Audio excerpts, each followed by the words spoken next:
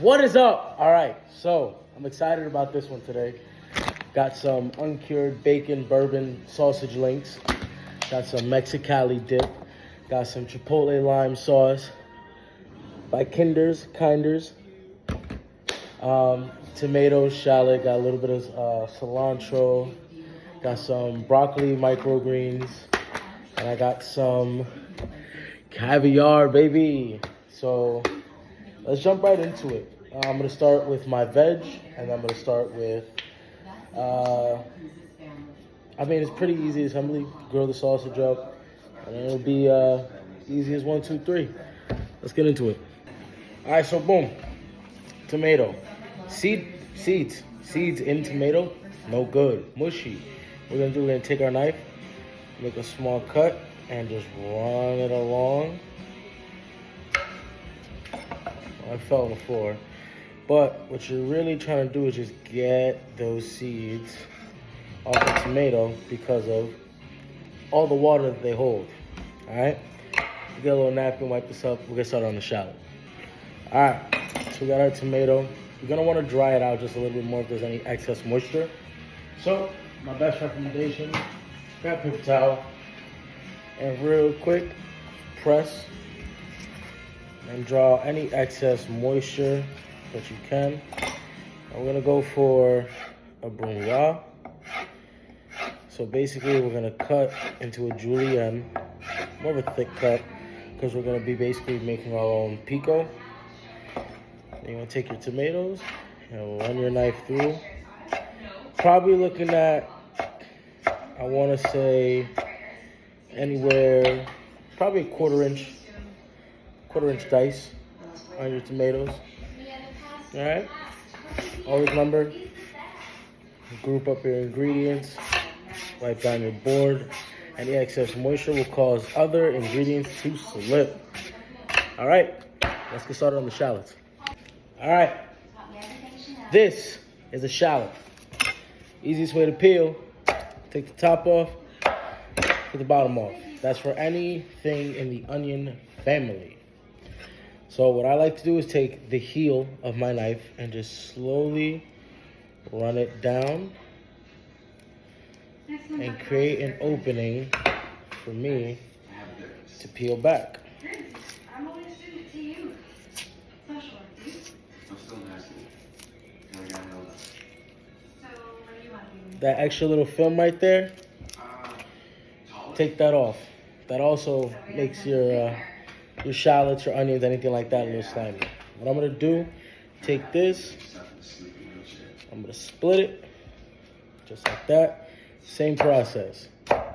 Going for about quarter brunoise, quarter dice, quarter inch.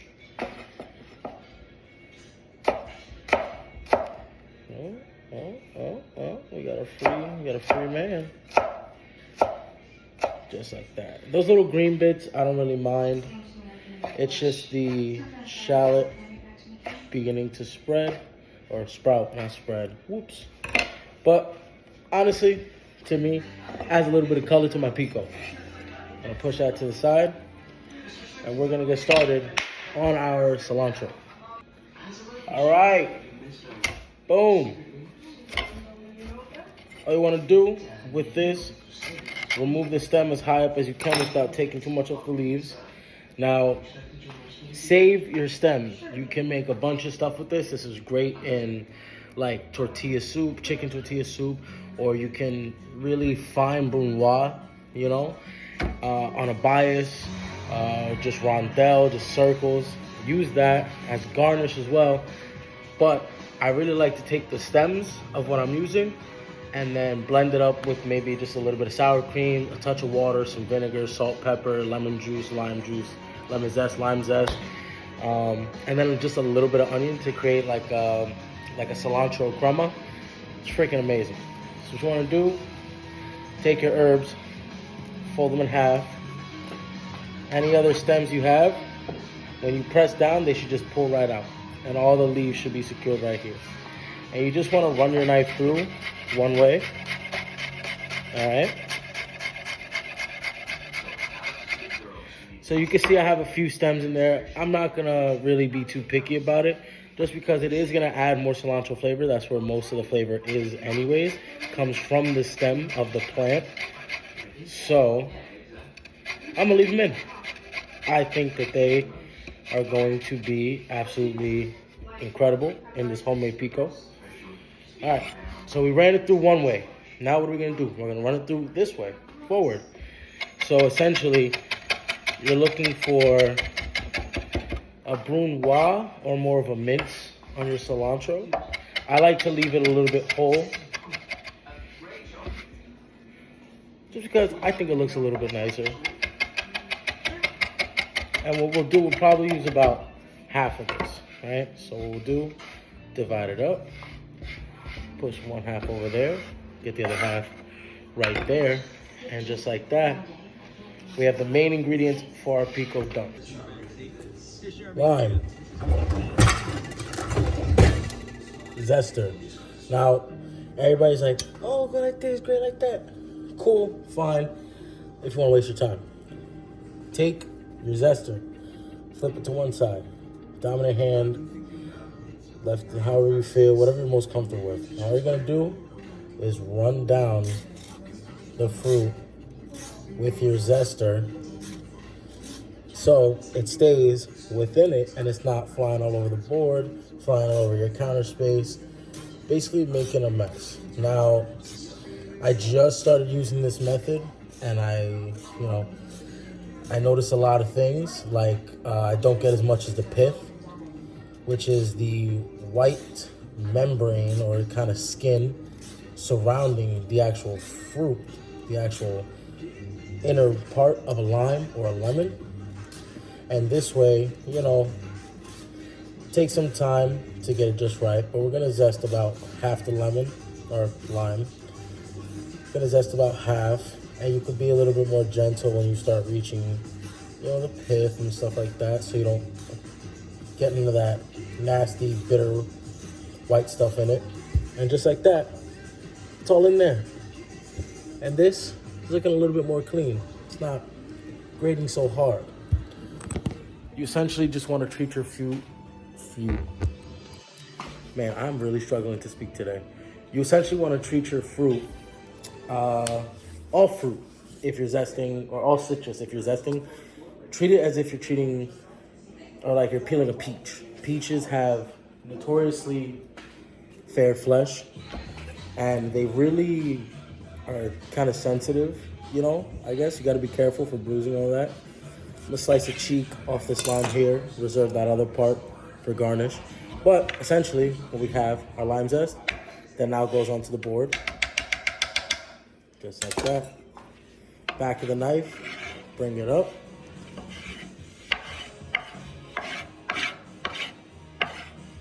All right. And we have our main components of our pico. Show you guys real quick. And look at all of this. I also decided to slice up some radishes. These are rainbow Easter egg radishes, purple, red, and white. Just for an extra little bit of crunch, but also garnish to the dish. Time to mix. So what we're gonna do, we're gonna take our ingredients all together, drop them in a bowl.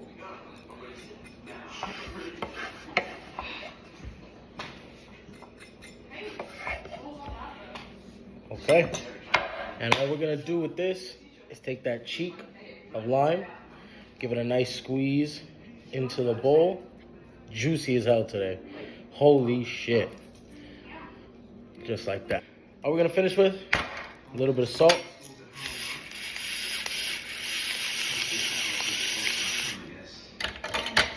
And a little bit of that pepper.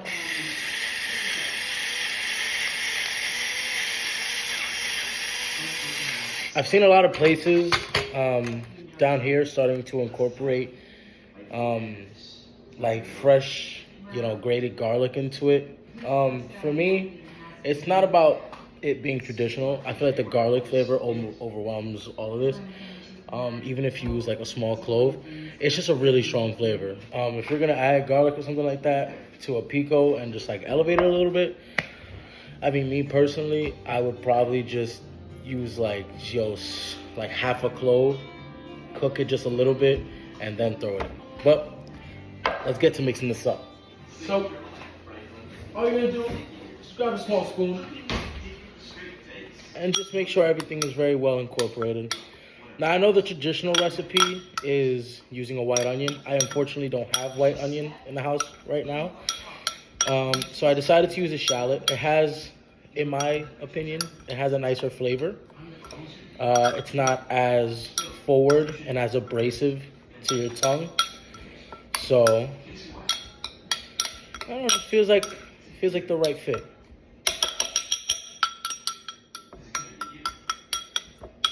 And just like that, our pico is done. Always taste test your product.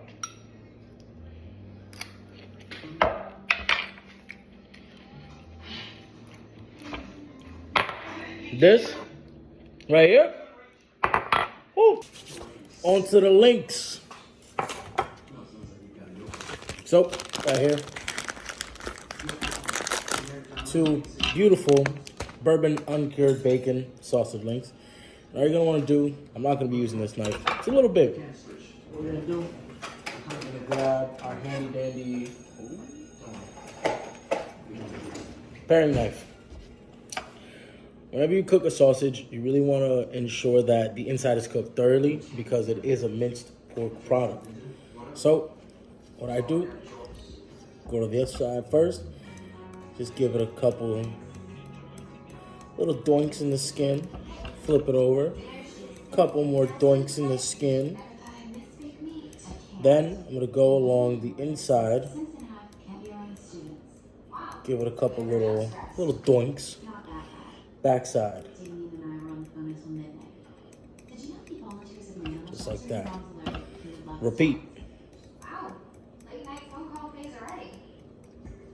Flip.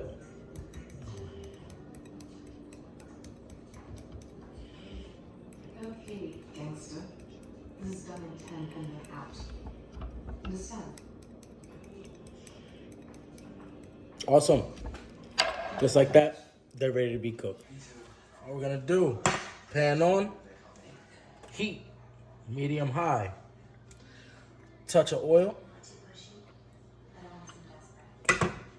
We're gonna let our pan heat up and get our sausage ready to go. Cook these bad boys.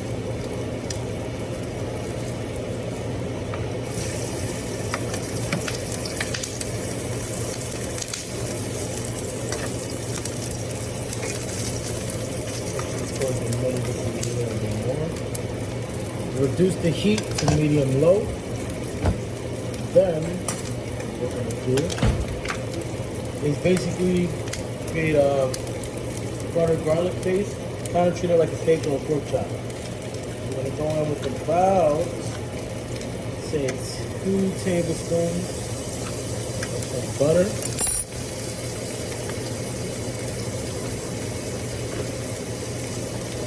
Then I'm gonna hit it with just a smidgen, about 4 small garlic cloves right into the butter. Pour it around the pan just a little bit. We're gonna let that cook for just a little bit, then we're gonna start the butter base. Alright, time to butter base. Tilt the pan, bring the garlic and everything down just a little bit. You basically want to do this when the garlic starts to get a little color. You just want to hit it with a little bit and then butter base.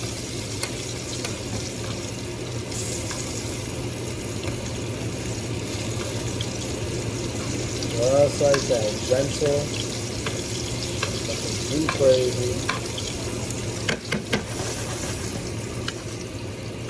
Simple, easy, effective, most importantly, delicious. Let's plate top split buns. Reserve one just for now. We're gonna take that. We're gonna grab that spoon from earlier.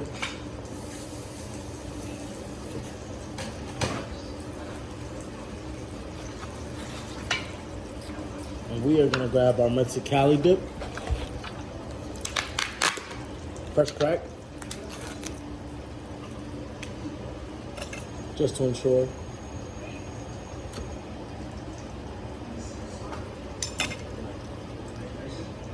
Delicious. I'm gonna take a small scoop, place it just in the middle, and with the back of the spoon, we're gonna spread along the bottom of the dog. Just like that. Okay? We're gonna come over to our broccoli micros, and we're gonna create a nice little bed of these right on the bottom. Give them a nice tuck.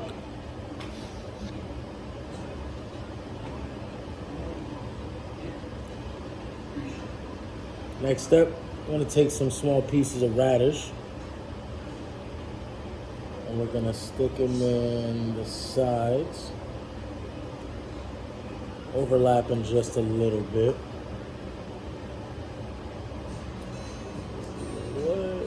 Red, a little purple, get a little nice color. We're gonna grab one of our dogs, one of our little sausage links. Turn it off just a tiny bit. Press it down. Okay? I think you guys know the next step. If allowed, or if you have the space, top the pico. But I don't. So all I'm gonna do is take the sausage, give it a nice little split. It's a little hot. Split right down.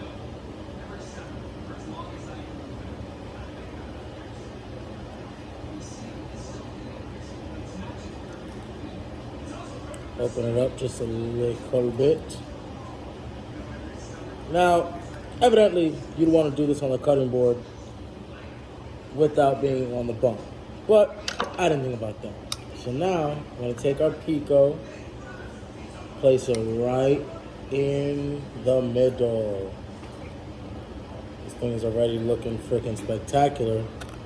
But wait, there's more. Now we're going to do is add our final ingredient. Our final ingredient. Some beautiful caviar. Not a lot, I'm not gonna go crazy with it. Just a smidgen. So you wanna do, grab a tiny bit at a time. We're gonna do kind of elongated dollops along the inside.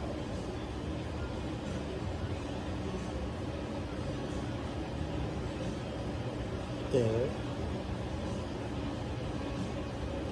And boom. Just like that, we have an elevated sausage. All right, now that I got my board cleared, let's get one final look at this bad boy. Yes, sir. We can't forget. Whew, got a little excited on me. Just gonna finish with a chipotle lime drizzle over top. And gosh damn it, I gotta say,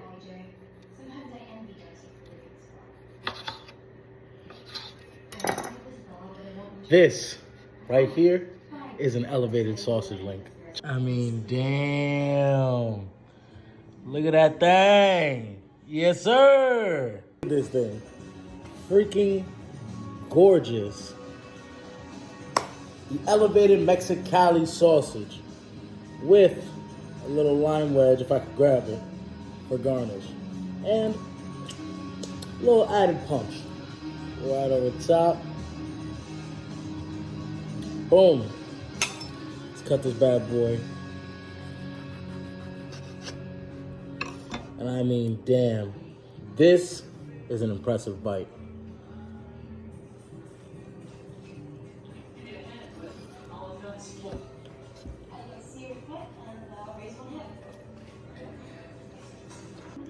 And you know there's only one beverage that I would ever pull out for something this high level, this high quality, this gorgeous.